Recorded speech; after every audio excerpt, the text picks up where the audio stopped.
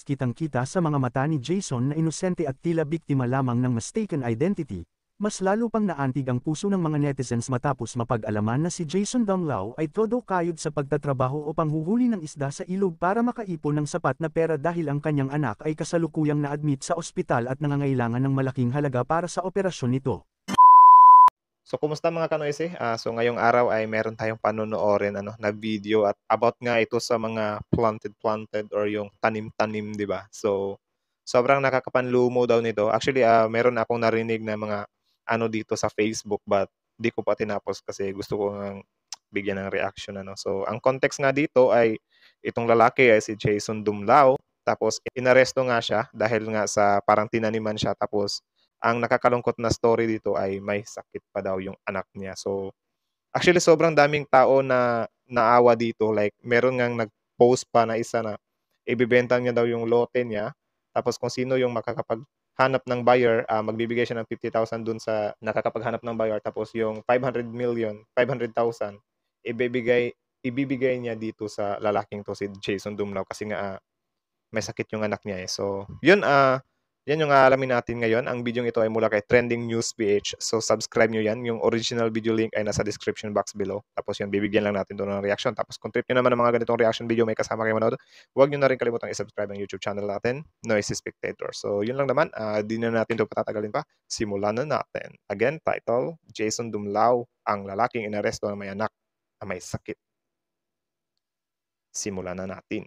Antig ang puso ngayon ng maraming netizens matapos mag-viral ang video ng isang lalaki na nagngangalang Jason Donglao. Yun. Kung saan ito ay inaresto ng mga pulis dahil sa buy-bust operation kung saan hanggang ngayon ay hindi pa rin napapatunayan. Okay, so nakabaybas pala siya, no?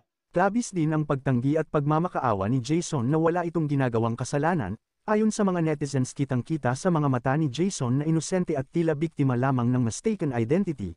Mas lalo pang naantig ang puso ng mga netizens matapos mapag-alaman na si Jason Donglao ay todo kayod sa pagtatrabaho o panghuhuli ng isda sa ilog para makaipon ng sapat na pera dahil ang kanyang anak ay kasalukuyang na-admit sa ospital at nangangailangan ng malaking halaga para Gagi par. Ano yun?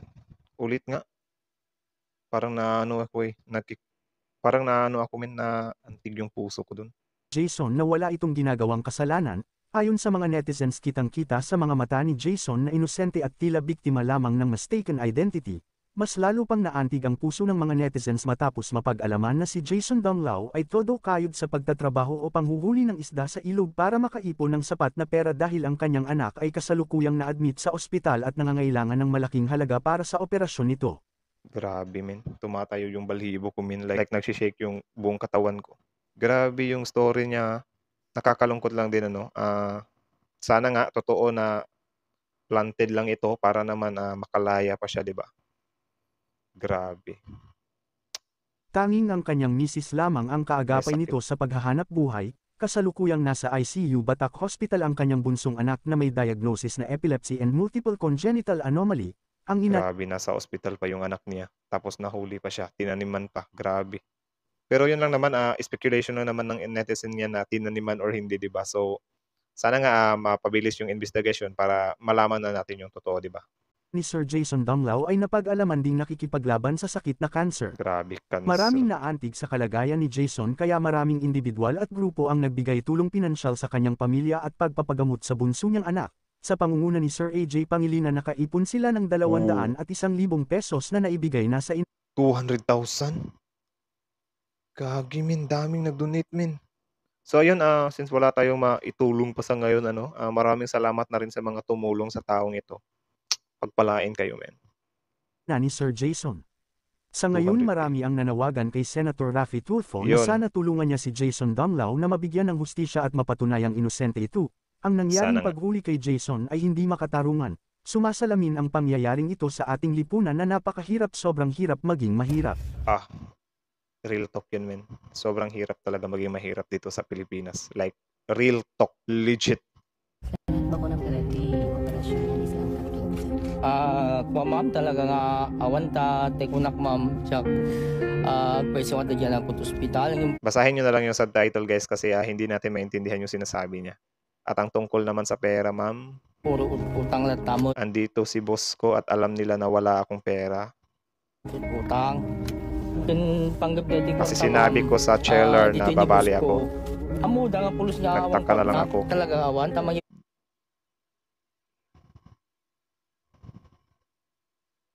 utang.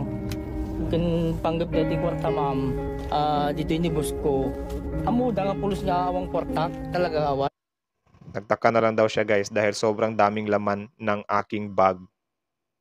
Wala siyang pera tapos gulat siya may laman na yung bag niya. Tama yung bagbaga Nung pinapadapa ko, sobrang daming laman ng pera.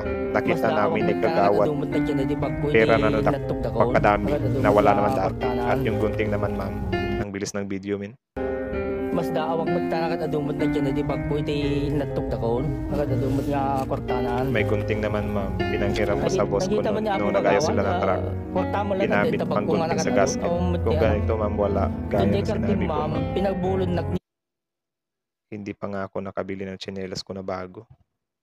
ibus ko idi agwa dati bagon pinagkartib dati Kung ganyan lang gasket. gagawin ko ma'am, drug surrendery ka sir. Hindi po ma'am. Wala bang sinabi sa inyo dito sa barangay na sir? Wala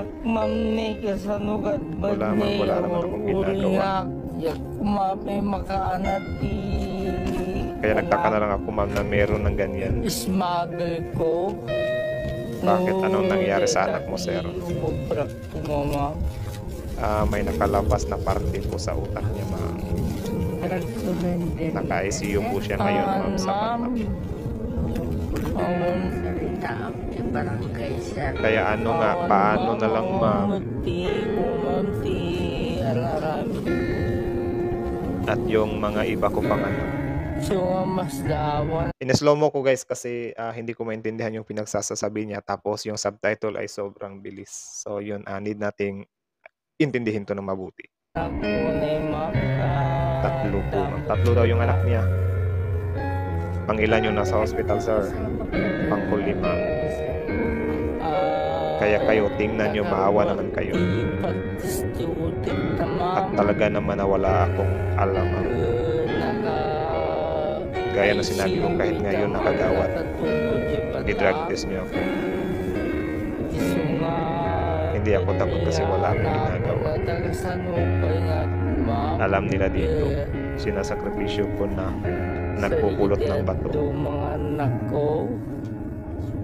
at nagbabantay dito sa gabi. Magsayang pa ako ng uling para gusto kong gustusan yung anak ko na nasa Batang Kawawan. Nagbabantay siya tuwing gabi dyan, tapos gumagawa din siya ng uling para lang, doble kayo din daw talaga yung ginagawa niya, men. Grabe, kawawa to kung totoo man na napagbintangan lang siya, no? Kasi ayaw ko din namang mag-jump into conclusion, guys, kasi wala pa namang, or hindi pa tapos yung investigation, di ba? Kasi mas mabuti na yung intayin na lang natin. Ika nga naman nila na itong si Kuya, innocent pa naman rin to until proven guilty, di ba? So, yeah. Tuloy. Magdadalawang buwan ako. 2 buwan pang nasa ospital at nasa proseso na maopera sana sa vegan. Kaya hihingi kami sana ng tulong. Umatak po kayo kanina sir. Hindi po ma'am, hinila po nila. Kuha po nila ma'am. At hindi na pa nila ako ma'am. Tapos ang bag ko may laman ng pera. Anak isang sakripisyo ti bapan agpidot ti bato kada agbantay iti tirabi. Napakasakit tingnan nito. Saludo sa mga tatay na ganito yung grabe, magdodoble kayod ka para sa anak mo. Di gaya ng iba dyan, tumatakbo sa responsibilidad. Tapos sa pagdating ng Valentine's, nag-e-enjoy. Tapos kapag makabuo, tatakbo agad, di ba? Mangya kayo, men. May isang pwede uringit tayat ko lang, anak. Adana di anak ko at batak. Ano nga daw at ospital? Agdwalawas dan ma'am. At i-first process dati, anak nga maopera ko majibigan ma'am. Kakaiyak yung kwento niya, men. Kahit di natin naintindihan yung pinagsasabi niya, no, ramdam natin yung tunay niyang nararamdaman. Ma'am, at dati pagpatulong kami kuma.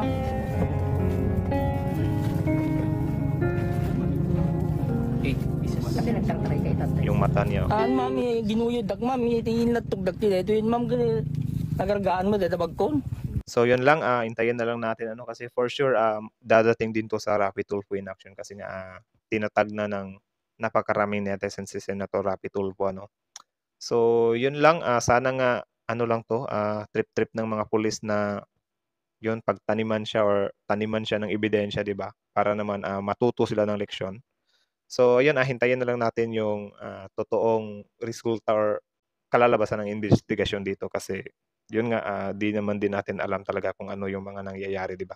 Kasi sa comment section ay grabe yung bardagulan ng mga netizens dito, man. Like, may mga nagsasabi na, grabe kayo, hindi kayo naawa, sir. Kita nyo naman na sobrang hirap na yung taong yan. Tapos grabe yung kayod na pinagagagawa niya. Tapos, yun nga, hindi niya daw yan magagawa. Kahit ipa-drug test, hindi siya takot. Parang mga ganun. So, sobrang dami ng nakaano sa kanya. Nasa side niya dito. Like, yung simpatya ng netizens ay nasa kanya talaga. Tapos yun, di rin naman natin maiwasan na meron ding sumasay doon sa mga otoridad. Kasi nga may mga nagsasabi dito na ganyan daw talaga every time na may nahuhuling mga ganyan, mga tagatulak or whatsoever, di ba? Na medyo tumatanggi daw.